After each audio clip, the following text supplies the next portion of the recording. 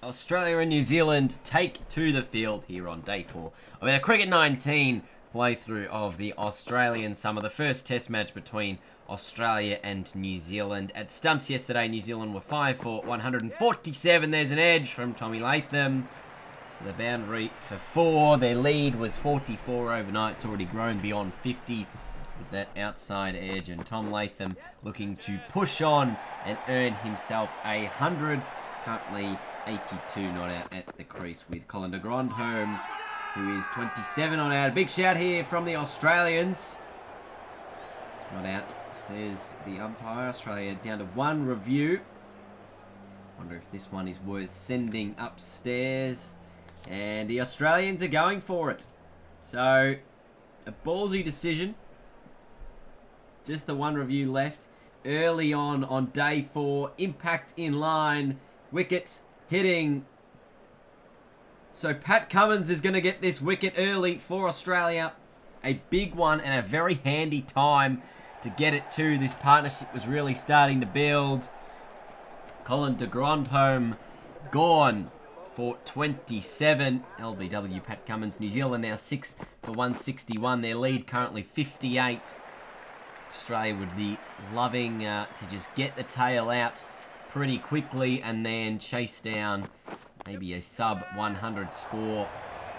Mitchell Santner at the crease though, looking to at least put on some extra runs here for New Zealand, make their total a little bit more defendable and try and take this game into the 5th day as Tommy Latham scoops that away through the onside, 4 runs and brings up 100 for this innings. 102 not out.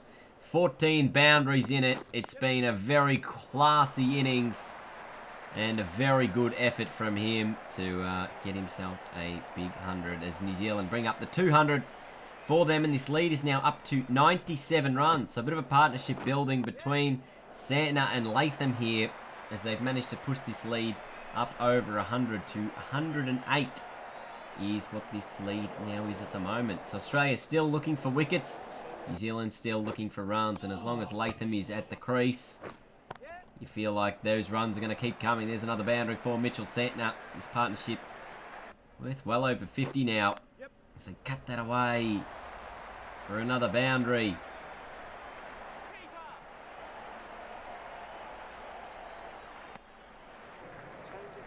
It's been a very good partnership, this one now. The lead pushed up to 148. And with a boundary here, it goes up to 152. New Zealand really building themselves a competitive total here that Australia will have to, of course, chase down. And it's really starting to become a tricky total here for Australia. I think this partnership close to being worth 100. You can see Mitchell Santner there on 49 as they continue to build. That is the end of the morning session for this day, and this has been a 102 run partnership between Santner and Latham. They now lead by 160. They came together when their lead was just 58. So Australia feel like they've missed an opportunity here to chase down a relatively low total. Now all of a sudden New Zealand putting themselves in a stronger position in this match. A couple of runs there for Mitchell Santner brings up a 50. It's been well played. Survived just under 2 hours at the crease. And he's playing very well. Meanwhile, at the other end, Tom Latham continuing to play well. On 144. That one pulled away into the gap by Santner. So they continue to press on with these runs. I wonder if they can get that lead above 200. It seems very likely now. They've still got 4 wickets in hand. The lead 190. This is close. And given by the umpire. There's a couple noises there. I think they might have both been pad for Mitchell Santner. He's going to depart without reviewing. LBW line for 64. Neil Wagner now making his way out to the middle. As New Zealand look to push on again with this lead, and Tom Latham sweeping this one through mid-wicket brings up 150. An absolutely epic knock this has been. 153 from 212 balls, 24s in there as well. The 300 is up. And New Zealand giving themselves a bit of a lead. Bit of a shout there from Australia as well. But no, the new ball is now taken. No edge involved there. Just a very abrupt cut-off. Little moment there. Mitchell Starc with a new ball. Short one, pulled away by Wagner. Should be taken. And, Travis Head's put it down. Very strange, because I do specifically remember pressing triangle. The game said not out. As an edge flies over the top. So the new ball for Australia already creating opportunities.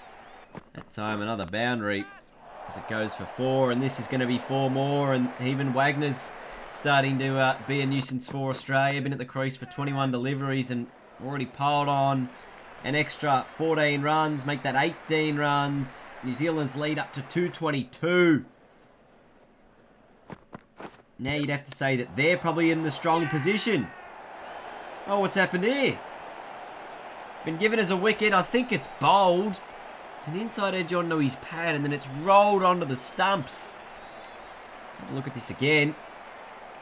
Ball sort of stops. Oh, he goes to run and he kicks the ball backwards into the stumps. The bail's just enough force for them to come off. Wagner goes for 19. It's very strange, that dismissal, given we've seen the bails a lot this year not come off in different circumstances. The ball's hit the stumps a number of times and the bails have not flown off. There's that one, an outside edge from Southey first up. And it doesn't quite carry. So this New Zealand lead now really pushing this game likely into a day 5. They've been at the crease for 90 overs when it all seemed like Australia were going to be batting already today, and they might have already chased this total down if they had things their way. Now not too far away from the evening session here tonight as the lead is pushed up over 250.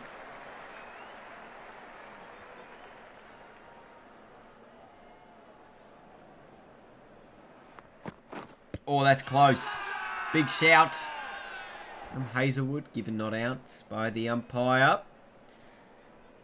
Going to try and get rid of Latham, who's just been an absolute nuisance for Australia. He's continually got himself chances, and even that one going over the top of all the slips for 4.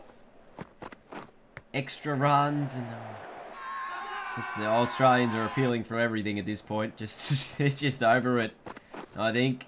There's an edge. And a good take by Davey Warner. This time, Latham finally will depart. It's Pat Cummins who gets the breakthrough. And Australia can finally look to that last wicket. Latham almost carrying his bat through the innings. And unfortunately departing as the second last man. Gone for 179. So Australia will be looking for this last wicket here tonight, this afternoon in this twilight session, but it's almost been an ideal time for New Zealand, if they are to get out now, to get out, because they're going to have a new ball. The lights will be on in 2 overs time. Big shout here for Cummins. And given. So the very next ball, Australia knocks New Zealand over. It was a long time coming. There was a review, but it is going to remain out. Wicket umpire's call as Pat Cummins is going to be on a hat-trick going into the next test match. Is that possible to be on a hat-trick going into the next test? I feel like it is. Anyway, New Zealand out for 362, but it could have been so much less. If you're looking from an Australian point of view, New Zealand were 5 for 94. And they managed to put on a few big late partnerships to get themselves to 362. Tom Latham's 179, the standout performance for New Zealand there. For the Australian bowlers, Pat Cummins took 4, Nathan Lyon 2, Josh Hazelwood with 2, or Starc with 2, Hazelwood with 1, and there was a run out as well there. So in the end, New Zealand 362. And Australia chasing 260 for victory. It is going to be a bit of a task, a bit more of a task than chasing down what was originally slated to be around a 100-run chase. So Australia faced one ball before we head, or one over, sorry, before we headed to the dinner break. We're now back from the dinner break, and under lights, a beautiful time for New Zealand to be bowling. There's a risky run-out chance early as Burns gets Australia off the mark. But it's all going to be, I don't know, it's going to be a real interesting one. Can Australia chase down 260? They've got 30 overs tonight to survive, get themselves in a good position. If they don't lose too many wickets, they'd maybe back themselves in. It's going to be day 5 on a Optus Stadium pitch tomorrow. So how much do the Aussies have left in the tank for their batting? So Joe Burns again gets this one to the boundary. So batting quite slow here to start off things. Run rate of about 2 and over. Worked away beautifully there by Joe Burns. And I think the Australians, they've sort of worked out their pace with their batting lately. It's been nice and slow and methodical, and maybe hasn't been like super slow, not like Pajara level slow, but it's certainly been a bit slower than you maybe first anticipated. And they've been just working their way through things as Burns hits a glorious cover drive for 4. After 13 overs, none for 33, and another quality drive this time. They're just picking their spots, picking the bad balls to go after, and really just making sure that they're going to be there at the close of play tonight. And that's what the aim will be here for Warner and Burns. As Warner cuts at that one really unnecessarily, and he gets an edge to see himself dismissed. So it's Colin de Grandhomme who gets the wicket. Did I say Colin? Colin de Grandhomme who gets the wicket of David Warner, just cutting it and getting an edge through to the keeper. Australia lose their first wicket, 1 for 43. Warner gone for 13. Marnus Labuschagne out to the middle. Of course, scoring 100 in the first innings, Marnus Labuschagne.